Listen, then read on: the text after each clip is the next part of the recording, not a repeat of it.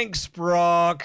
Thank you for not only showing up to work, but also, man, injecting some life into this show. Giving us something to talk about. Giving us something to talk about. So thank you, Brock Lesnar.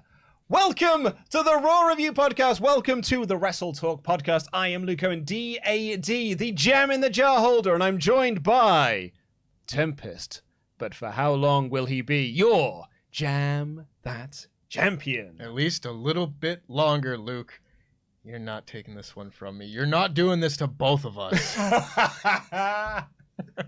Well, just you wait. Because I'm like Austin Theory, standing at the top of a ramp being like, but I'm going to do this now. It's my spot on Austin Theory impression. Pretty good.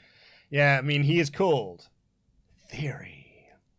I can't wait for the ring announcer to announce me as the new, youngest WWE Undisputed Universal Champion. Theory.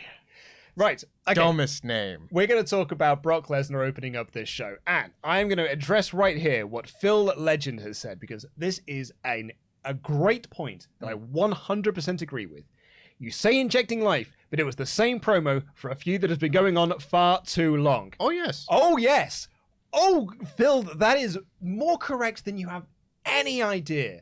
And that exposes how boring Raw has been since WrestleMania, where we haven't had a title for people to go after. We haven't had top champions appearing on the show. We haven't had really anything going on Raw. Cody Rhodes anymore. I haven't even got Cody Rhodes anymore. Like, I can't watch him have matches with The Miz. Like, what am I going to do with Raw now?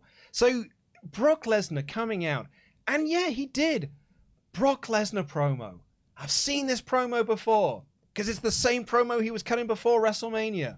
It's the same promo he was cutting before Crown Jewel. It's the same promo he was cutting the last time that they had a feud. And he said these things, and Paul Heyman came out. And you know what Paul Heyman said? The same things Paul Heyman said before Crown Jewel. The same things Paul Heyman said before WrestleMania.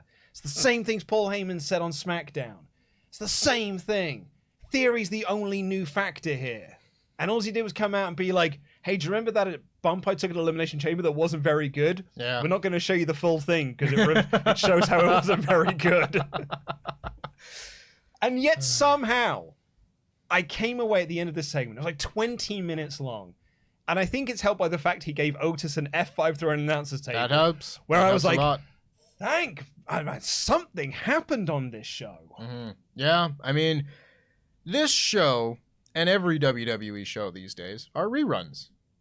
And it's fine if you can accept it, and if it gets to the point where at least this had some action in it. It's not like the Roman Reigns reruns that we get on SmackDown, where we just get the promo and that's it. Doesn't beat people up, doesn't do anything cool, doesn't nothing. Dude, this show opened with a recap of Roman on SmackDown, and it was what was the recap? He said nothing. He said, I'm glad to be here. There's people who hate me, there's people who like me, but when I'm here, business picks up. Like hell it does. And that was it. That was the recap. And I was like, okay, look, full transparency, I don't watch a lot of SmackDown. You're not missing much. Some would say anything. I listened to you and Pete's review, and I counted that every time I listened to it, I was like, well, nothing for me to catch up on this week. Not even looking at the YouTube clips. Yep. But this was a recap where it was like Roman said some words, and that was it. That was what WWE chose to be the, look how hot this program is. Better buy Peacock to watch SummerSlam. This is why you don't miss SmackDown, because you'll miss moments like this. Like, again, you can take any one particular segment involving these two guys and just, like, view it in a vacuum. And if you just watch from start to end this segment of Brock comes out, he cuts a decent promo, Paul comes out, he cuts a good promo, he puts over both guys, and then a brawl breaks out, that is totally fine. I've also seen it a million times, as you said, before Crown Jewel, before Day One, before WrestleMania, before all these shows that we've been having for so long now. So much of the last year has been this exact same segment. They were even doing these promos before the Royal Rumble, and they weren't having matches with each other at the Royal Rumble. Yeah, genuinely. Like, I would love to know how much time over the last 12 months has been building to just this match. Oh, man. And I'm sorry, it's not that interesting. Granted, it's the most interesting thing on this show. Right? So I'm happy that Brock Lesnar threw Otis around. I was watching this and going into Just World, we would have gotten a Brock Lesnar versus Chad Gable match by now, and it would have been awesome. Yeah. But it's all right. I'll take a nice, fun brawl. And that's all it was. Like, Theory cut a promo saying, I'm going to cash in at SummerSlam. It's going to be on either you or Roman, but I'm going to have my foot on your chest and I'm going to announce the youngest Universal Champion in history, Theory, this and the other. There was such a debate that broke out in the office over this. You say debates. You said something was wrong and I corrected you. Yes. And then we continued talking about it, and thus I call it a debate. This is their stupid thing, though, isn't it? It's the same thing where The Miz says that he's a two-time Grand Slam or the only two-time Grand Slam champion. It's like, well, you're not, because I can show you how you're not. And they're like, no, under this very specific set of circumstances, it is this thing. Yeah. And Theory going out there and saying, I'm going to be the youngest WWE Undisputed Universal Champion ever.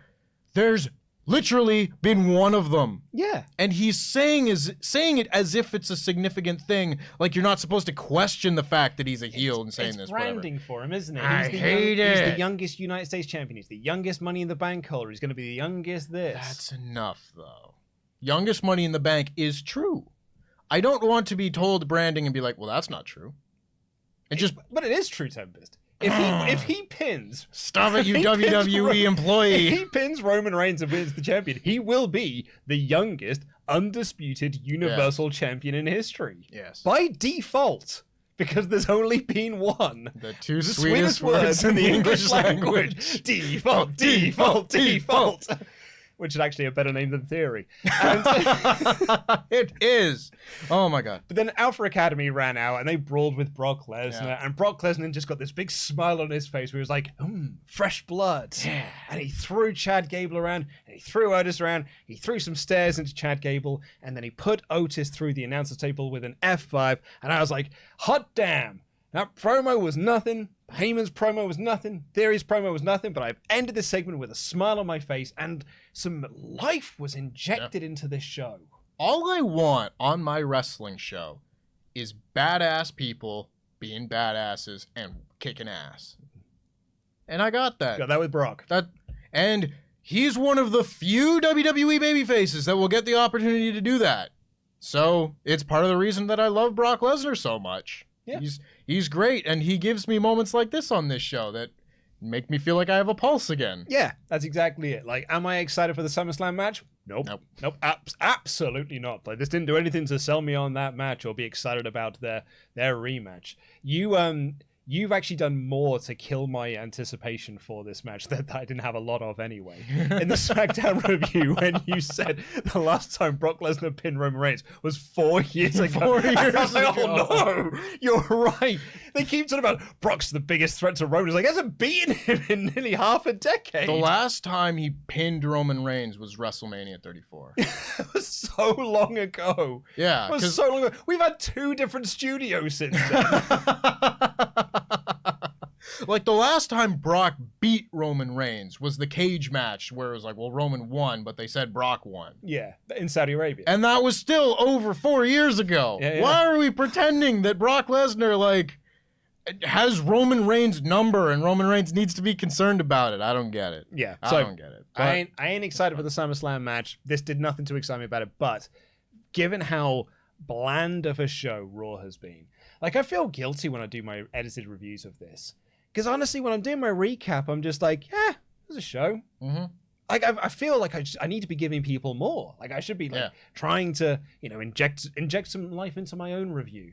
But also at the same time, I'm like, I don't have much to say. Like, some matches happened. It's such an uninspired show. Uninspired's a really good word. There's no passion in this show. Not from the wrestlers, because you can tell, like, guys go out there and they are trying. Rollins goes out there and he's cutting his promo, and I can tell there's a lot of effort being put into his performance. He still believes this is Monday Night Rollins. Yeah, and fair play to that. Absolutely. I love that. But the production of this show is just so meh. Yeah, and I'm not inspired by, and I think I made this point in my edited review as well, that okay, that shows what I'm about to get to. SummerSlam is WrestleMania rerun. Yeah. It's the same main event. It's the same Pat McAfee versus mid-card heel. Mm-hmm. It's the same Logan Paul celebrity match.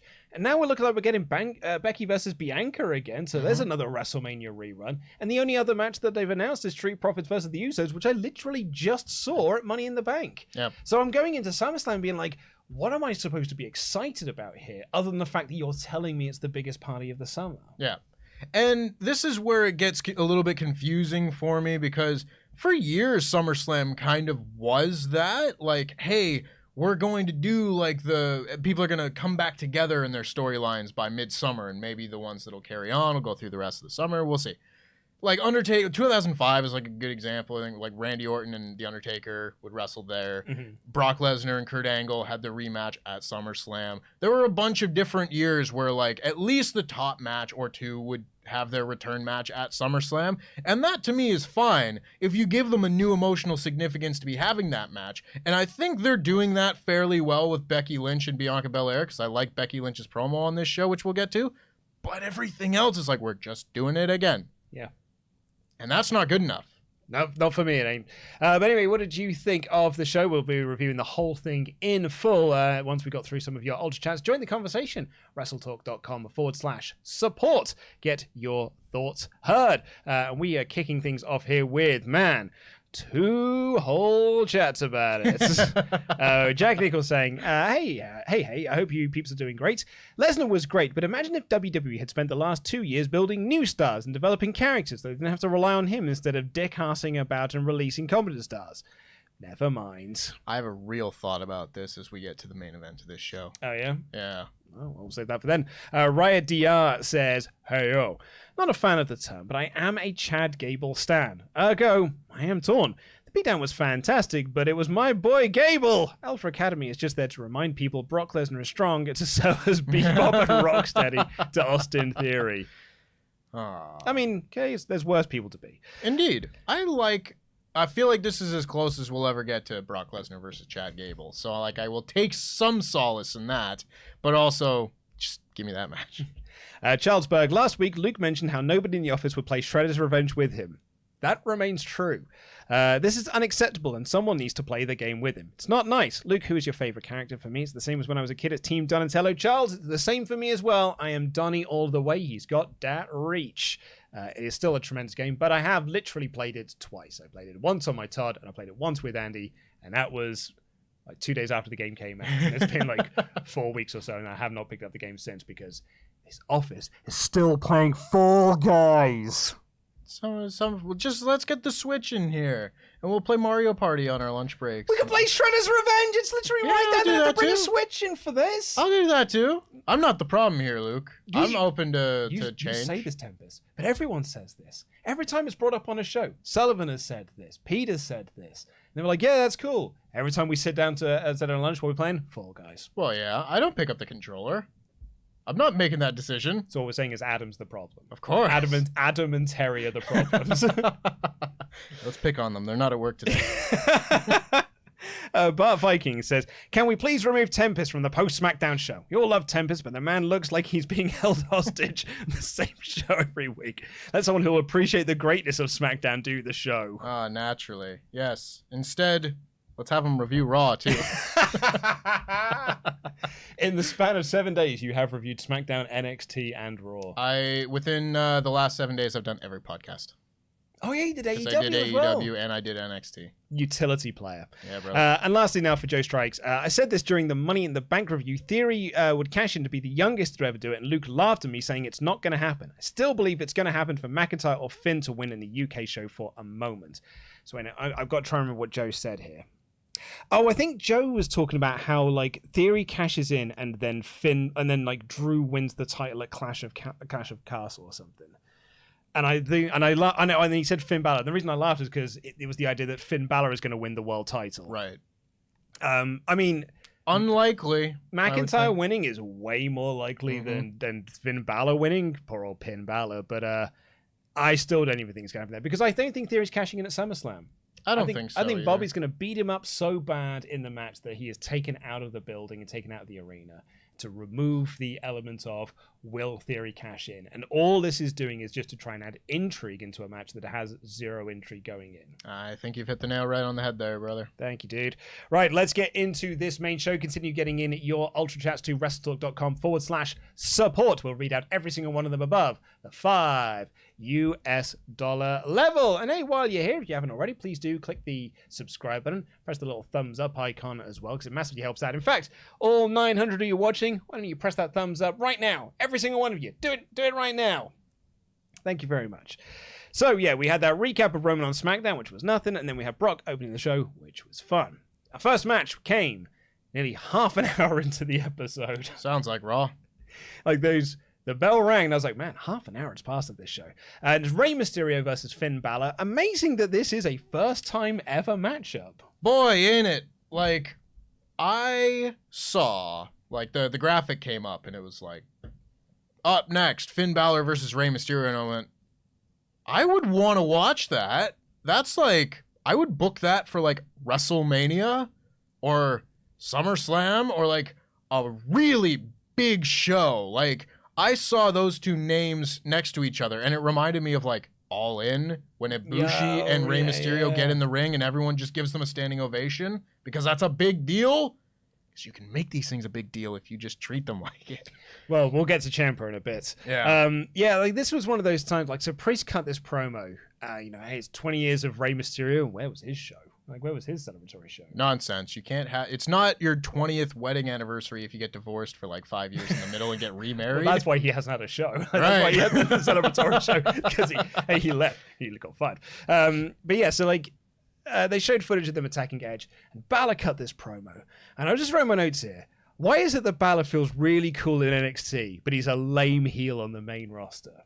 What is it specifically about main roster writing that made Finn Balor seem uncool? Because I don't think he's a character. He's a caricature. Like in NXT, he was like, he had promos explaining his actions, and he was like, the main event is the blockbuster movie. Down here is Broadway. You have to be great to be down here. And he like, you don't have any of that on the main roster. It's like, I'm wearing pants now. We are the spooky group. Yeah, so, I think they give reasons for attacking Edge. I don't think anyone buys it. It doesn't help that this is like... Was it a real reason when he's the one that won that match at Backlash, pinned the other guy, let's not, and then they said, you're the reason we're not successful, the only guy on the team who wins? Let's not get into this now. But I think it doesn't help that this is like their second match since that, and like last week was the match that they lost, so good going them. Finn Balor did win here, so good go, Finn. He hit the coup de grace for the win, and it feels like ages since I've been able to say Finn Balor won. In fact, it was May. It was the last time he won a match on TV. Goodness me. That's a depressing thought. I mean, yeah, I don't really have anything to add about it. I just wish, the same way that I keep bringing up on SmackDown that I would like to care about Walter versus Ricochet, or Walter versus Nakamura, or Sami Zayn versus Drew McIntyre, matches like that, Pete Dunne and Drew McIntyre. Can't care about it because it's WWE. I wish I could care about Finn Balor and Rey Mysterio, and that would be like a really cool, big, huge main event match. Nah, not here. Like, travel back in time 3 years and tell your like 3-year younger self, the main event of SmackDown is going to be Drew McIntyre versus Pete Dunne. Mm-hmm. It'd be like, sounds great. Oh, that sounds awesome. That sounds real cool. And you got to wait those 3 years to get to that point. And it ain't what you expected. The monkey's paw curls in. He's Scrappy Doo now. We then had, is there anything else to add to that? Oh, I think... They're trying to recruit Dom. They're trying to recruit Dom in his terrible haircut. It is the worst haircut in WWE. I'm really hoping that Rey Mysterio has an epiphany at some point that this is not the place for Dominic to succeed as a pro wrestler. And, like, that's why he signed with WWE after All In, was to get Dominic back in WWE, give him a place to go and learn and blah, blah, blah after he was done training with Lance Storm. I don't think that's in his best interest. Like, yeah, he gets to be a WWE superstar and everything, and maybe that door won't be open for him if he leaves. I don't know. I think he would be much better off, like, going and training at a few different places and just getting the lay of the land from different promotions, different styles. I think that would be really good for him. I hope it happens. If I'm to give my predictions here, I think we're getting the tag match at SummerSlam of the Mysterions versus Judgment Day.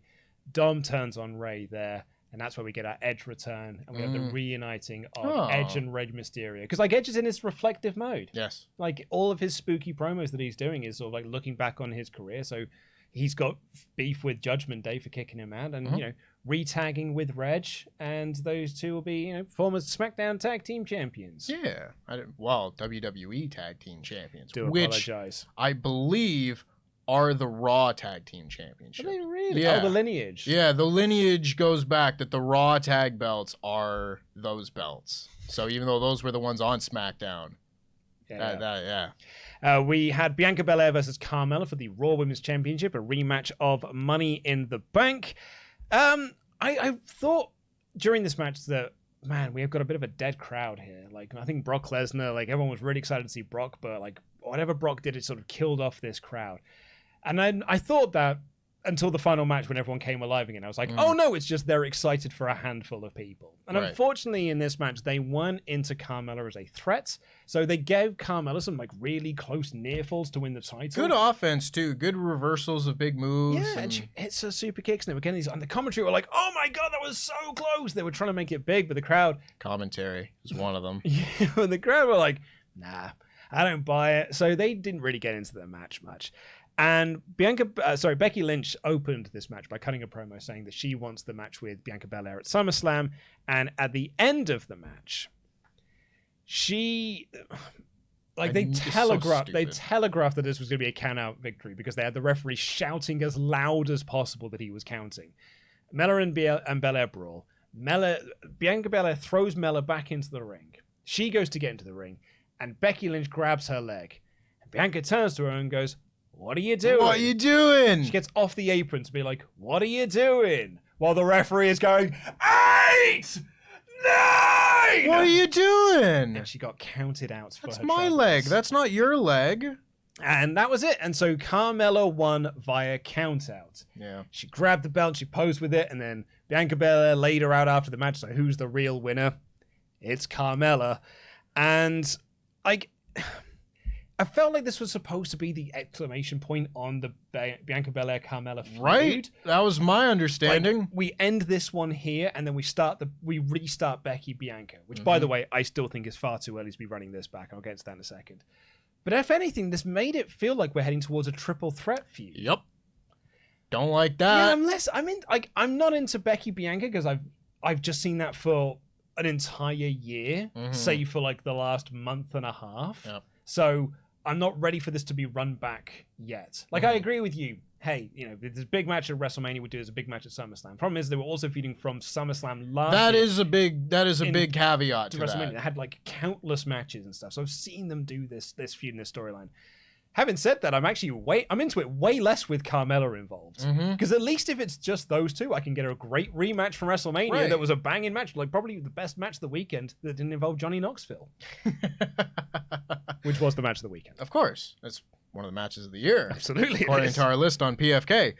Yeah, I think just as I've gotten older, I just like three-ways less. Huh. You know? Maybe it's when I'm looking at like... I had to look to the camera there to be like, hello, matron. Just too much going on. You know? You got to satisfy too many people. There's too many things to focus on. Yeah, there's too many things to focus on. The TV's on. Anywho, yeah, I'm not into this story as a three-way story. The same way that I would have preferred like kind of any combination of dudes at Forbidden Door over like the main four-way that we got. Yeah, I hear you. You know, it's just, it feels less focused this way. And there's a better story to be told from just Bianca and Becky feeling that she's been wronged and this arrogance that she has and everything. That is a much more concise and focused story if it's just one-to-one rather than Carmella also running around and being Me Too. Well, no one and takes it her also seriously. means that Corey Graves is going to be insufferable at that show. And because no one buys Carmella as a threat, and why would they? Because she got beat so cleanly at Money in the Bank, easily and cleanly. Yeah, so that doesn't work for me. I kind of agree with what you're saying as well. Like, I think my favorite three-way match that I can think of in the most recent times is Kenny Omega, Orange Cassidy, and Pac, I do recall. which is an incredible match, and it was one of my favorite matches of the year. But if you actually really think about it, Omega Cassidy probably would have been the better match, and actually really the story was more towards that than it was Pac's involvement. Yeah, and that's the thing. That's not to say that triple threat matches can't be great, because that one was great. Awesome. There's been a lot of very great matches that have been 3-ways or 4-ways or whatnot, just from a storytelling and booking perspective. Like Walter said, I don't like 3-ways because a fight is 1-on-1 and you have a winner. A better man or better woman emerges from a 1-on-1 fight. I agree. I like that story a little bit better, personally. We've got a recap of Ciampa from last week aligning himself with Miz. Then we've got a spooky promo for Edge. It was the one that we've seen previously. And then we got MizTV with Tommaso Ciampa, which was really just Miz cutting a promo on Logan Paul. Poor Ciampa. Yeah, poor Ciampa, man. Like, why is he involved in all this? Like I said this on my edited review, if you'd have told me 2 years ago Tommaso Ciampa's going to wrestle AJ Styles on Raw, I'd have been like, oh man, that sounds dope. But the reality is, he is a lackey to The Miz in his feud with Logan Paul. Yep. Yeah, that's just him. Once again, it's been 15 plus years of this for me, where they're just like, oh, and we're going to put The Miz and John Morrison together, and The Miz is the star. It's Miz and Alex Riley. It's the Miz and this person. We're going to use this person to get The Miz over. It's like, why? So, like, I mean, people have a pop at me in the comments being like, you've got an anti-Miz agenda. Because I think... I'll be very open with my anti-Miz agenda. Because I think there are people who confuse him being there for 20 years as a mark of he's actually good. Right. Whereas actually the reality is he's just been there for 20 years. And, like... Someone said to me last week, I can't remember if it was on the podcast or it was in my edited review, or someone sent me a message on Twitter saying, like, you're really harsh about The Miz. Look at all of the talent that he's elevated since he's been on the main roster. And I sat there and I leant back in my chair and I thought, who do you think he's talking about? Not a clue. Not a clue. Who has The Miz elevated? There's been a lot of people that have attempted to elevate The Miz and have all failed in doing so. I can't think of a single person still working in WWE today, even in AEW, that was elevated by working with The Miz. The only one that I would imagine someone would say would be something like, well, Daniel Bryan got over wrestling with The Miz. It's like, well... okay.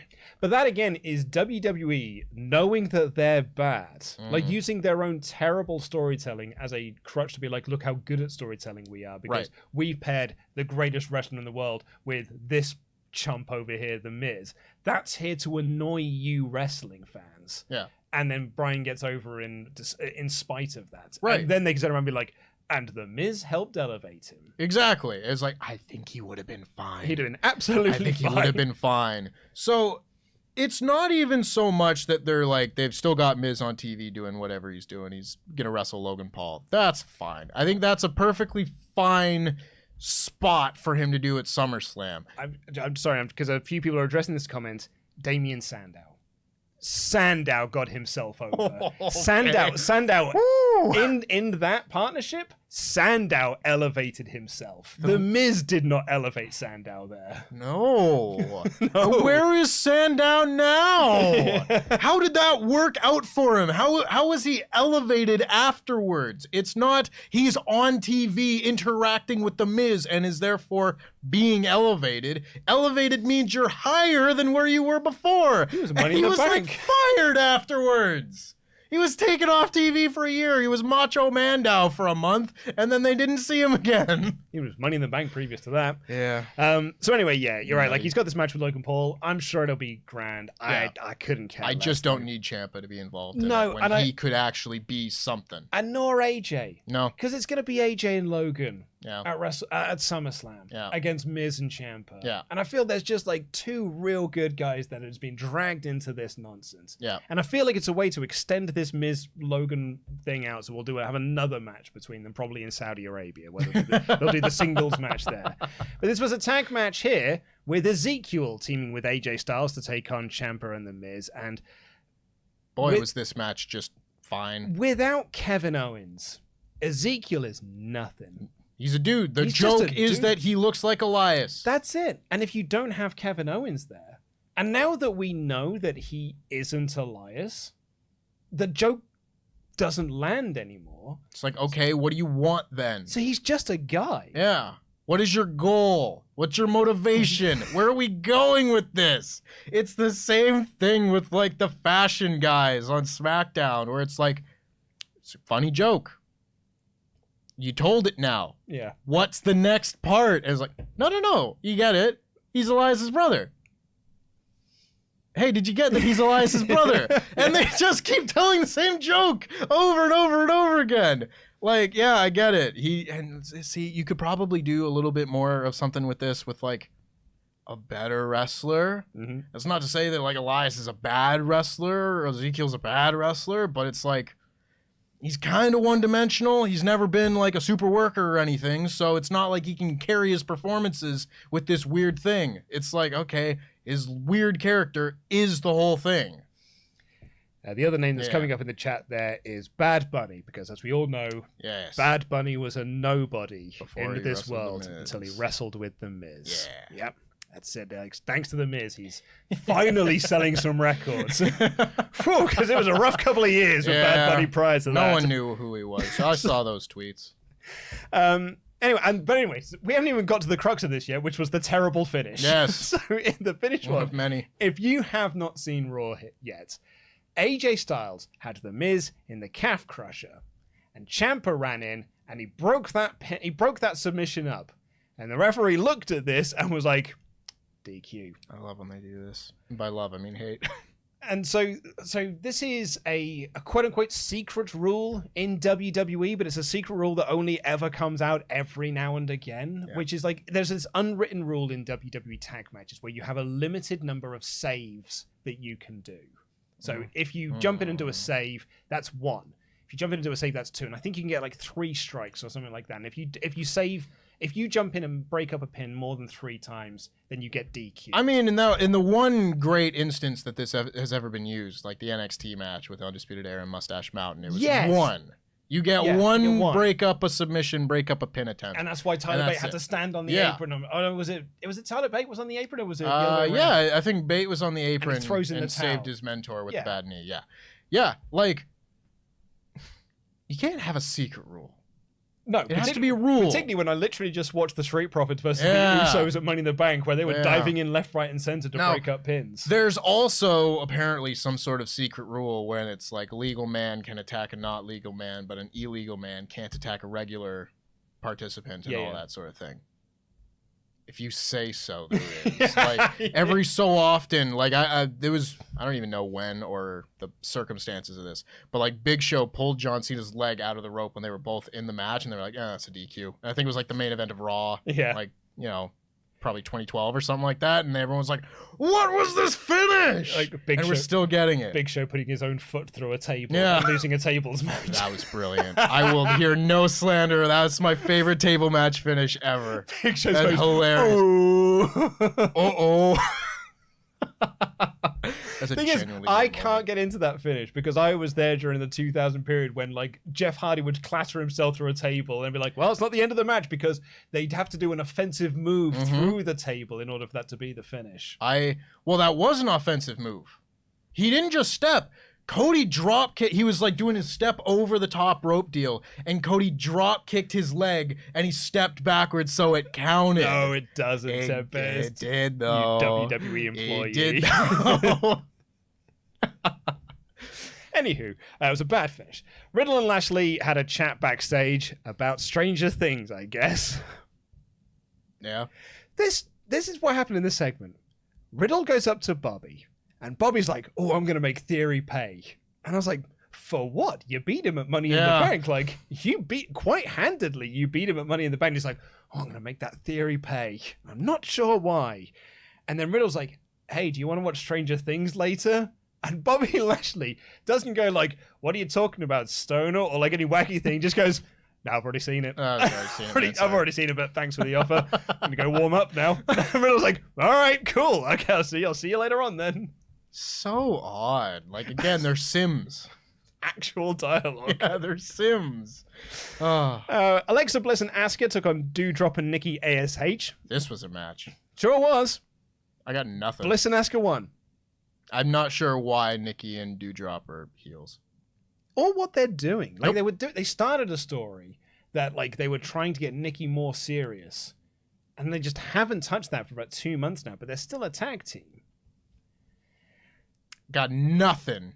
Also, nothing with Alexa and Nikki in this either, you know, former tag team champions, I No, guess. of course not. Yeah, and I was just watching this being like, God, man, I wish it was Bliss and Becky feuding, like as a number one contendership thing. Right. Because what is Bliss doing now? They took her from doing nothing at home, and now she's doing nothing on TV. Yeah, I guess so. You know, I guess it's better. Like Yeah. they seem to enjoy working more than not, but boy, there's a lateral move. They then advertised Jimmy Uso versus Angelo Dawkins. I was like, did I put on an old episode of Raw here? Usos, hey, guess what? Cut the same Usos promo that they've been doing since they won the tag titles 3 years ago. And then, hey, guess what? Street Profits came out and they cut the same promo on the Usos that they did in the build-up to Money in the Bank. Are you aware that they want the smoke? Oh, well, apparently things are up and they want the smoke. Interesting. Did you know that they are the number twos and the Usos are the ones? I'm really glad that they tell me this because I will probably Every forget. time. Yeah. They own both Raw and SmackDown. Anyway, the joke was on us because R-Truth came out, and I was like, "Oh, okay, this is Interesting, unexpected. unexpected." And he says he's a tag team counselor, and I was like, "Is this a way to try and get us back into this Street Profits are breaking up story that Oh, I WWE are hadn't doing, thought but of the that. Street Profits are not doing?" What if that's it? What if they go out, because there's only like 2 tag teams on this show. There are only so many tag teams in all of WWE. What if it's literally just, okay, you guys are going to go out and you're going to miscommunicate and you're going to break up. And then they go out there and they just don't do it. I said this in my edited review last week. It really feels like Street Profits. Look at the storyline. I went, I'm not doing Just that. not going to do that. And every week they're like, okay, cool. So this week, Yeah, yeah, And they cool. just Yeah, don't we're gonna do- do. Oh, sorry, I forgot the spot. I forgot this. And they'll never break up, which I think is a brilliant idea, personally. But he also is a licensed referee. So he takes off the shirt that he's wearing and he's got a referee shirt. See, they didn't even do the punchline I thought they were going to, because they called him like an ass clown or something like that. I want him to pull out a certificate from Clown College. Oh, yes, they called him Clown Ass. Yeah. Like, that's so much better. Yeah. Yeah. I don't know. Why wasn't that the punchline? No idea. I was certain that's where it was going. He's pulling certificates out of his pocket. He's graduated from all these places. And the certificate is loads of certificates tied together. You're right. Like, it writes itself. Instead, we got this match. Yeah, because then Amos comes out. All right, okay, cool. Amos is here, I guess. MVP says Amos should be the special guest referee at SummerSlam, which is a terrible idea. You watch that man get up and down. Dreadful God. idea. And then MVP suggests that Amos should team with the Usos for a 6-man tag player. That took 10 minutes. Yeah. And then they had this match. The Usos versus Amos. Sorry, the Usos and Amos versus the Street Profits and R-Truth. So here's your match at SummerSlam, folks. It's the Usos versus the Street Profits. And on a way to spice this up, they've added Truth and Amos into here. Truth, let's not forget, is the joke comedy character from the 24/7 title picture. So who do you think Amos pinned in this match? Was it R-Truth? It was not. That's an interesting choice. It certainly is, isn't it? Yeah, he pinned Dawkins. There's a lot of combinations you can do here of guys Yeah. pinning guys or I mean, finishes. just- And like, you see the finishes that get written down for this show. Count out loss for Bianca Belair. DQ in a tag match for no reason. For doing something The legal. only match on this show that could have possibly required some sort of schmoz finish, they just beat the number one contenders. And I don't know why. Because the man that writes this show is out of his mind. And like Completely out of his mind. But it achieves nothing other than to make Amos look tall, which we already That's knew. the goal. And what's Amos doing now? Like, who's Amos feuding with? Why are we protecting Amos here? Why didn't we just pin R-Truth? Truth was right there to be pinned. I have no idea why you put R-Truth in this match if not to beat him, and they didn't beat him. Right, this is like the most I've seen R-Truth wrestle Yeah. in like 4 years. It's the most rudimentary, basic booking, and they still can't get it right. And they pinned Dawkins easily. The only thing that I thought would have been dumber is if he pinned Montez Ford. Yeah. Like, if he just pinned Montez Ford clean, I'd be like, I ain't got a clue. I still got no clue. Like, the only things that may have been worse than that were, like, if R-Truth beat one of the Usos or something. Yeah, that would have been worse. But they're not that much worse. It's pretty close. It's pretty close, yeah. Pretty close. Also, and this isn't a hot take, but Moss is bad. Yeah. And it's not him doing offense. I've realized this now when I was watching this match. Him doing offense is broadly fine. Because he's got basics. Like, all he has to do is, like, knee lift. It's not complicated. He's just, like, raw with a knee. Like, it's fine. It's Baron Corbin offense. You go against the ropes, you come back, clubbing blow. Yep. Like, it's almost impossible to get that wrong. I could get that right. And I'm me. And Moss's problem is his selling. Like, he's clearly been taught, you need to sell like a big guy. You remember when they sent all the big guys down to NXT? They sent like Keith Lee and Otis back down to NXT to learn to sell like big guys. This is what they've taught him. And the selling is just... They're all El Gigante. And it's just like putting your hands up being like... No. And then, like, you just like... You hit him in the arm. So you grab the head and go... No. And it is remarkable. Like, I'm not recommending a lot of people do this. Go back and watch this match and just watch Moss selling. Because it is not good. No, it's not. And he pinned the number one contenders to the tag titles, which it's weird. But then they did the finish in the main event of this show. I'm like, well, now you're just doing this on purpose. Mm-hmm. Because we're going to recap of Brock. Then we had Kevin interviewing Seth, who says Seth Rollins stuff. That's exactly what he said. And then Theory walked up and talked about, like, hey, you got a great Money in the Bank cash-in. You laughed uproariously at this in the office. I did. Because he's like, wow, Seth, you had the best Money in the Bank cash-in ever. You got any advice? How did you do it? Like, it's a big secret how Money in the Bank works. It's like, well, I waited until the main event of WrestleMania, and then I ran down, and I did it. Yeah. Stop. That's the whole thing. It's a secret rule, Tempest. Holy smokes. They didn't even bring up that these two used to be like a partnership. Oh my God, they were. Yeah. Yeah, you're right. Like, you could have done like something, just be like, hey, you and I, we had this thing, want to help me out, anything. I thought about this with when Austin Theory helped Grayson Waller beat AJ Styles. And I'm like, shouldn't you be really mad that he got rid of your dad? God, that was like, I don't even know how I didn't think of that. I was watching and reviewing the show at the time. Like, good Lord. Like, he ran your dad out of this company. Yeah, he killed Johnny Gargano, apparently. He did. And, like, by extension, his mum. Yeah. And, maybe further extension, brother-in-law. That's right. Like, the way did not survive that attack from Grayson Waller. Holy smokes. Grayson Waller in his terrible shorts. Oh. We then got our next spooky promo, but this is like the next chapter of the Edge thing, which is kind of what I theorized at Money in the Bank, because like Ollie made the point is like, these aren't like classic Edge feuds that I think of. The classic Edge feuds I think of are Cena, Orton, like Mick Foley and stuff. And I was like, well, that probably will come in another video package which focuses on Ruthless Aggression, right. PG era stuff, whereas this was all Attitude era feuds. And that's what we got here. This was him, like the three items that I noticed was John Cena, Randy Orton, and Mick Foley. Yep. I mean, I think it's just exactly what it kind of is. I don't know if there's a one after that, because that is kind of the end of all of his memorable feuds. Is it just like Vicky Guerrero stuff? Yeah, there's a wheelchair. There's Dolph Ziggler. Maybe you do the Undertaker. You do an Undertaker one. That was big. Yeah. For sure. But yeah, I mean, I said to Adam when we saw this at Money in the Bank, I like the idea of him just going like, well, 49 now. I had my fun. This was my run. These are all the people I've wrestled, the best of all time. If you think you're among them, step up. That's cool. And just do like, have him face Finn Balor, have him face Chad Gable, have him face like whoever's left. Yeah. The good workers left on the roster, and just say, I want to wrestle everybody that thinks they're great. Prove it. I like it. Excuse me. Logan Paul will be on the show next week. Goody gumdrops. And then our main event was Bubble Splash Lee and Riddle versus Theory and Seth freaking Rollins. nothing happened in the first half of this match until Dolph Ziggler came out. And he was wearing a suit, and he's got his hair tied up. And the commentators are putting this over that this is a big Dolph Ziggler return, even though he was on TV 2 weeks ago in a Battle Royal. Yeah.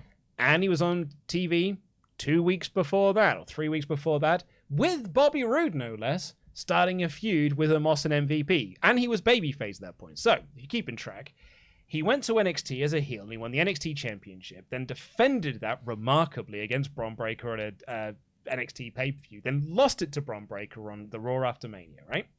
Then he came back to Raw a few Never on NXT again. Yeah, and then he came back to Raw a couple of months later with Robert Roode as a babyface. And then he wasn't on TV, and then he appeared in the Battle Royal, and he was a heel again working with The Miz, and then he wasn't on TV for a week, and now he's back here again, and he's a babyface again. Now you might think, well, that's all terrible, and it is. However, I would argue this was a firm reset.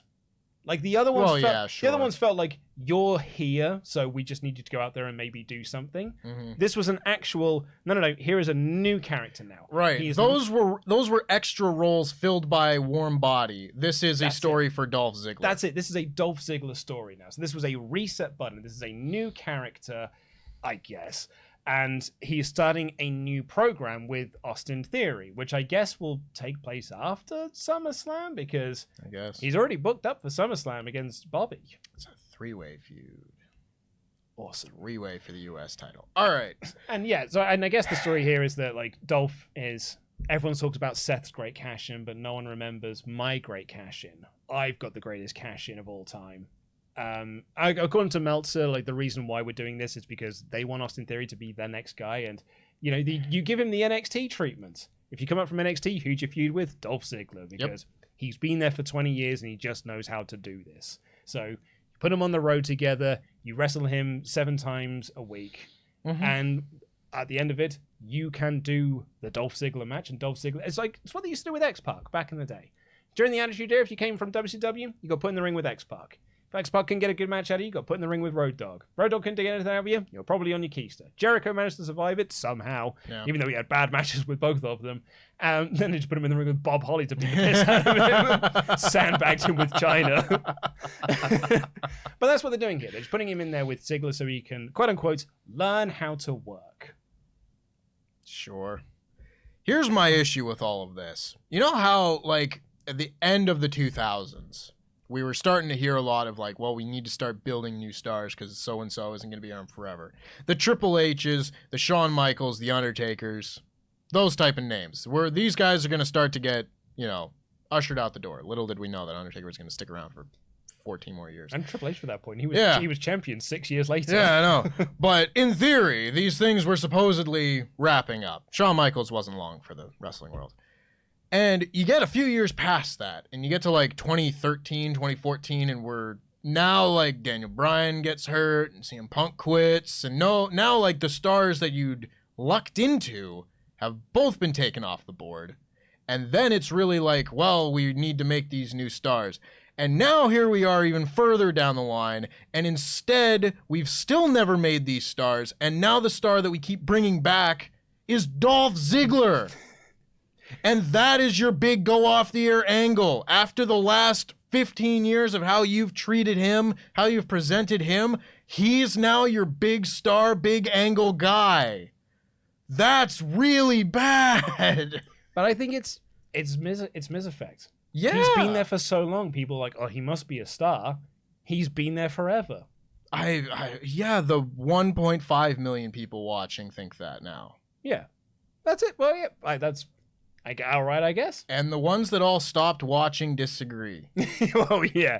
That's the point, though. Like, he's now one of the guys that is in an upper tier because the upper tier got deleted. They've all retired or been fired or whatnot. Dolph Ziggler has worked his way up this company ladder, but he's still Dolph Ziggler. He's still presented like Dolph Ziggler. Still doesn't matter because he's Dolph Ziggler. And we're meant to now care about him again. And, I mean, if they manage to pull off some incredible storyline here with Dolph Ziggler, more power to them. I I don't have any faith that they're going to, because I've seen this story go before, but I do not think that Dolph Ziggler being your big go off the air angle in 2022 is a very good statement about your product. I've just come up with this, so it may need some workshopping, but allow me to present to you my analogy. Yes. Dolph Ziggler's WWE career is a game of snakes and ladders that has one ladder and one snake, but that they both reach and sort of go from the same spot. So he starts on the bottom and just spends all of his time on the bottom, and then he reaches this ladder at the end of the board that shoots him right up to the last place. But also on that is a snake that takes him right back down to square one again. And he just is in this triangle loop where he's like, I'm no one, I'm no one, I'm no one, I'm no one, I'm no one, I'm a main eventer, I'm no one, I'm no one, I'm no one, I'm no one, I'm no one, I'm a main eventer, I'm back down, no one, I'm no one, no one, no one. And that is the Dolph Ziggler run. Yeah.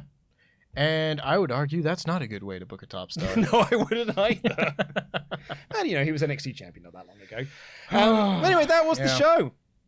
Yeah, it was all right. It was nothing. It was nothing. Brock Lesnar was the most interesting thing on the show, and he was there for the first 20 minutes, and he F5'd Otis. That is it. Like, Not even the promo was good. I didn't hate the show. No, absolutely not. It just was nothing. Wrestling was all right. Yeah. Most of the wrestling was fine. Bad finishes, but actually the in-ring action was broadly fine. Yeah. But, it was totally fine. I gave it 3 out of 5, but it's kind of a... Yeah, I don't know. 2 out of 5 is like my lower end of average. And that's kind of what I felt like this was. Just a 2 out of 5, nothing, a bang average episode of Raw. Yeah, I gave it 3 because Brock. Yeah. Well, yeah, 5 donuts through a table. I had fun doing that. That would be worth bumping it up a full point just on that alone. Can we all also welcome back Mod Mother, everyone? Yes. Woo! Missed having Mod Mother around. I mean, really, we're like, this place fell apart without you here. Like, I had to do so much extra stuff, and I was real bad at it, Mod Mother, so thank you so much for being back here. We love you very much. Can we have our poll go up, please? What did you think of this show? 4 out of 4, 3 out of 4, 2 out of 4, 1 out of 4. The poll will be going up very, very shortly. Thank you, Mod Mother. You're the best. We have got some Patreon shout-outs to do beforehand, though, while that is being posted up.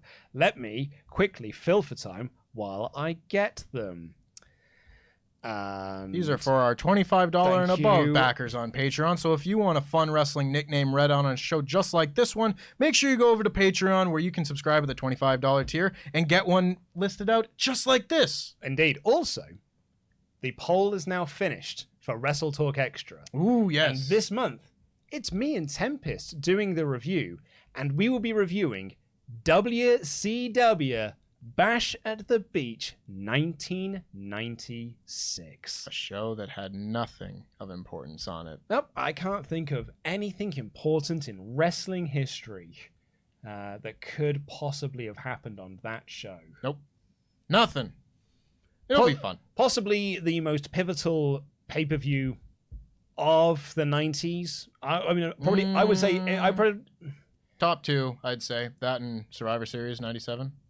Oh, yeah. Yeah, no, I suppose you're right. I think in terms of, like, creating a ground, creating something that changed... Because in terms of doing something on purpose. Yeah. It's doing it... Yes, probably number 1. That is it. That is exactly it. Thank you. That did something purposefully to make the product better. Yeah. Because Survivor Series accidentally lucked into something that made the product better.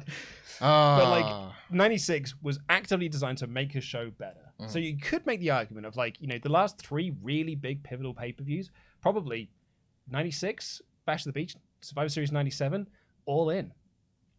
Yeah. I think you could possibly make the argument of WrestleMania X7, but because he was like the best WrestleMania of all time. Right. And what, like, yeah, and it was of the end of WCW and this and the other, but I think those might be the 3 biggest pay-per-views of the last 20, 30 years. Most significant would probably, you could make that argument for sure. Yeah. So this is like one of the most top 3 significant pay-per-views ever. And we're going to review it in full. We're going to be looking at the wrestling observers from that period of time as well. And yes, we'll talk about Mabel as the third man and actually tell you what happened. Conrad. But as Tempest was saying earlier, if you are one of our $25 above more Pledgehammers on Patreon, you get your name read out on the show like these fine folks. Ooh, Kingslayer. I'm at the wrong week. I forgot the date. All the time. I did. I forgot what day. I don't know what day of the week it is half the time. Colin McLeaner than Finn Balor. Who wants to walk with Daniel Elias Chrysler? Daniel POTUS Lee. David Ain't No Shrimp Camilleri. Send me to heaven, Evan Reich. The Vindicator, Finn Brennan. Always shining, Garrett Albright. General Jimmy G. Hannah A. Baby. The Geordie bus driver, Harry. The Overstepper, James Nepper. And Murderous James Murta. Wonderful stuff. Thank you all so much for being wonderful Pledgehammers on Patreon. I am super duper excited to review Bash of the Beach in 1996. Do a long review with you. And it's going to be a long ass show as well. Yeah. If you haven't listened to a WrestleTalk Extra before, they tend to run about 3 to 4 hours. So we go deep. I'm excited. I'm excited. It should be fun. I haven't done a WrestleTalk Extra since like 2 years ago. I was going to say, you guessed it. Yeah, you guessed it on the Dominion one for the main event when we did Kenny versus Omega. Yeah. Kenny versus Omega, you say? Yes. And Okada was also there. Yeah. Because really, when you think about it, that first fall was Kenny versus himself. His own mind. It's not wrong. Anyway, let's get the rest of your Ultrachats here. WrestleTalk.com/support. Ding, ding, ding. This is your final call. Riot DR says, Rey Mysterio is probably the most famous luchador worldwide and one of the greatest influences to any wrestler under 230 pounds. Dominic needs to be separated from Rey because people can't seem to help but compare the two. A mountain of a measuring stick. I mean, yeah. Also, his hair is dumb. They also wrestle nothing alike, or they try to wrestle alike, but Dominic is significantly larger than Rey Mysterio, and I think it would just help him to have his own style a little bit. Right, yeah, continues. Well, the drop in Nikki ASS has smashed and rolled aside in what felt like 2 minutes by a thrown together tag team, albeit Alexa Bliss and the Great Asuka. It's almost as if they don't care about that women's tag division. And according to Sean Ross Sapp in the Fightful Select backstage report, those tag titles are probably gone. It's a shame, but I'm not upset about it. Not upset about it, because look at the last WrestleMania matches we had out of it. We're just like multiple fatal four-ways with usually thrown together tag teams, one of which will have Natalya in it. Yep. They were nothing. They're nothing. Get rid of the NXT women's tag titles at the same time, or have one set of belts for all the brands. I don't care. Right, yeah. Like I've said before, Kevin Owens makes all crappy angles good. Ezekiel didn't actually have a character aside from being zeked up and being dressed like Lex Luger. I have selective secret. Also, I hate selective secret rules. If the ref had tried to count 5, I'd defended, but nope. Well, that's a different rule, you see. That's a 5 count to get out of the ring as opposed to stop attacking the person in the ring. That's exactly totally different. Liam Leonard said, Finn finally won. Mine an alternate universe. Other than that, I really didn't care for Raw. I love to get invested in matches, but when they're good, WWE go, shoot, this match is too good. We need a screwy finish. Jam that jam. Let's go King Tempest. It's Lord Tempest. I'm a Lord of Scotland. And Blakey says, Ciampa is involved because he did it for The Miz. One day I will get another joke. Blakey, I don't want you to ever change that joke. Tudor says, hey guys, imagine this. SummerSlam 2022, where the change happens. Theory wins it all. Bianca wins. Liv wins. Profit wins. Braun debuts. Walter wins. I mean, I could see Bianca winning and Liv winning. I could see the Profits winning, maybe. Yeah, I don't think... Profits maybe. It doesn't matter is the thing. Like, the characters of the Bloodline are no longer really tied to, like, having these belts. Like, they haven't changed since winning the second set. It's because Roman was so desperate for them to go get those belts that he stopped them getting the belts for that one pay-per-view cycle. Yeah, they sure did. Alright, yeah, I love Seth Rollins. Dude was staring at Theory's briefcase like I stare at pizza during fast. Also, Riddle seems happy with teaming up with the only champion he can challenge. Speaking of champions, who is the 24/7 champion, and where is the 24/7 champion? Now, the last I heard, it was Doudrop, but apparently it isn't anymore. So I'm going to go into Wikipedia and Not a clue. I was expecting to see this belt on this show and didn't, and wasn't going to complain about it. I'm going to guess it's come. The fact that Dana Brooke wasn't on the show makes me think it's probably her. It is still Dana Brooke. So, on July 9th, Carmella won it from Dana Brooke. Then Dana Brooke won it from Carmella. Then Carmella won it the day after at a house show. And then Dana Brooke won it back at that house show for her 8th run with the belt. Cool. Oh my god, that was only 2 days ago.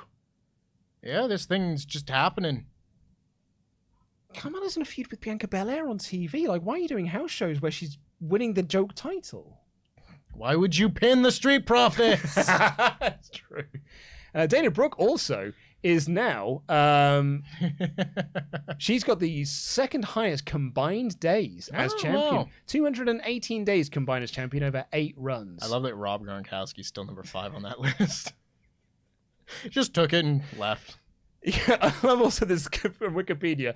The exact reign of at least one of these title reigns is uncertain. R-Truth is the most. He's got 53 wins, possibly 54, but they don't know, with 425 days combined. Right, because they're not sure when WrestleMania 36 was filmed. Oh, so they don't have an exact day. Of course. Man, there's weird names. The Gobbledygooker is one of them. Mm-hmm. Who the hell's Rob Stone? There's one guy that just won it at ESPN or something like that. Oh, that's right. I remember that. Yeah. There's like an office worker that won it. Yeah, Michael Gia. For a second then, I thought it was like the composer guy. I was like, wait, he won? Yeah. I don't know. Kyle Busch? He's the driver. Yeah, he was a guest host of Raw at one point. Gerald Briscoe? Doug Flutie? Oh my god, Doug Flutie was 24/7 champion, former Toronto Argonauts quarterback, Doug Flutie. Yeah. He's a Heisman winner. Yeah. He's a good football player. Joseph Average. I thought that was Curtis Axel's name. No, apparently it's as Bugenhagen. I know, I was making a joke because When was he Joe Average? I don't know. Yeah, that was in the commercial. The Average Joe commercial where he's a workout dude and they won the title. Yeah, he did a bit. You know how WWE guys will like dress up as like Colonel Sanders or whatever? Right. He did a workout commercial and he was Joe Average. And they had him win the title during a commercial. I see. Bad Bunny had that belt as well. He did. Thank God for The Miz. Yeah. Without The Miz, he might not have won that. Anywho, Van Daly in 1998 said, I might be wrong, but I think the last time Dolph was relevant was Survivor Series 2014. Correct. And when he pinned 3 guys, but even then it was forgotten about a month or 2 later. Yeah, that really should have been a big moment for Dolph. Yep. And actually it was just a big moment for Sting. Yep.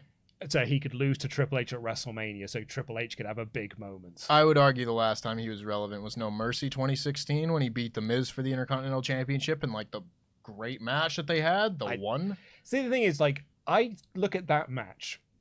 This is a good analogy. I look at that match the same way I look at Top Gun Maverick.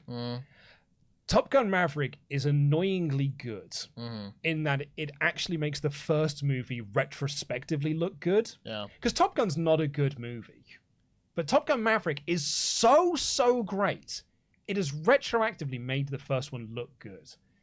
That Miz match with Dolph Ziggler has retroactively made people think that Miz has always been good. Absolutely. Because whenever I bring up Miz as bad, people go like, but that run in 2016, which was 6 years ago, lest we forget. And it was one good match. It was one good match. And one good promo. And one good promo on Talking Smack. If either of those two things don't happen, we don't hear about that run. Yeah. But both of those things happened within like a month of each other. That match is the Top Gun Maverick of wrestling. Legit Underboss said, I just want to say this. I want the Usos to pick Sammy as the special guest referee, only for him to screw it up and cost the titles. That's Legit a great idea. That is great. I've been thinking that like Solo Sikoa would be the referee or something. That is a much better idea. Yeah. I love that. I'm going to hot tag across to you. Absolutely. So Jack Nichols comes in, says that monkey paw analogy hits hard. Says, my wildest dreams all came true and they were all shite. Indie faves are afterthoughts. Balor was a 9 to Tom. I don't know what that means. So Jack Nichols, if you don't listen to the podcast intro and outros, him and his group of friends have what they call the Tatanka scale, because Tatanka's like the nicest guy they ever met at a wrestling show. I gotcha. So you get ranked out of Tatankas. So he's a 9 on the Tatanka scale. I see. Very good. Great matches that don't matter. NXT call-ups kill NXT and are obsolete. Great women's division, but the Vince stuff. Yeah, it's rough in it. Yeah. And Jack Nichols says, Luke, you should do an actually good episode on The Miz. Prove your point with science. Maybe throw in a where are they now on Mizdow, the Miztourage, and John Morrison to really get some salt on that wound. Yeah, all those people that the Miz elevated, the B team, Miztourage. Take care, he says. Also, Pete's recent vid ruled. That's very true. If you haven't checked it out, make sure you go and check out Pete's vid about why Roman Reigns isn't working on the main WrestleTalk channel. It is excellent. Miz was also on the list to do actually a good video about, and I was really looking forward to it because I could have easily proven my point. Yeah. Yeah, you could have. Yeah. 2-star man. He's a 2-star guy. And that's fine. And it's fine. It's absolutely fine. I just can't have people be telling me that he's more than a 2-star man. No. I disagree. Every company needs a 2-star wrestler. Sure. And that's The Miz. Yeah. It's a perfect little role for you, Daniel. Charles Berg says, Fall Guys is fun. I too enjoy the jelly bean obstacle course from time to time, but this hurts my head. It's frankly not very kind, and I'm a little disappointed with the WrestleTalk staff for not playing with Luke. I bet you $5 you'll love it. I'll play the game. Having Tempest, everyone says this on the podcast, and then come tomorrow, no one will actually do it. Just boot up the game, and I'll sit down and play it. I never make that choice. I'm fine with whatever the choice is. And Nathan Portwoman says, hey guys, how are y'all doing? I hope the rest of your week goes well. Good vibes your way. Well, thank you. Thank you so much. And thank you all so much for your generous Ultrachats on this show. Let's get the end of the results here. Thank you all so much for joining us. Please do press that thumbs up button. Press subscribe if you haven't already. And the results are in. 6% of the poll voted for 4 out of 4. 18% voted 3 out of 4, 22% voted 1 out of 4, and 53%, over half, voted for 2 out of 4. I think that's accurate. I think that's fairly accurate as well. But thank you all so much for watching this episode of the WrestleTalk Podcast. We are back tomorrow. Sat and SP3 will be reviewing NXT 2.0. It's got the Mandy Rose. Yeah, Roxanne Mandy Rose match? and Roxanne Perez. Yeah, cool. I hope Roxanne Perez wins. And then me and Oliver Davis will be reviewing AEW Dynamite on Thursday. Thank you all so much for watching. Take care, everyone. Jam that jam.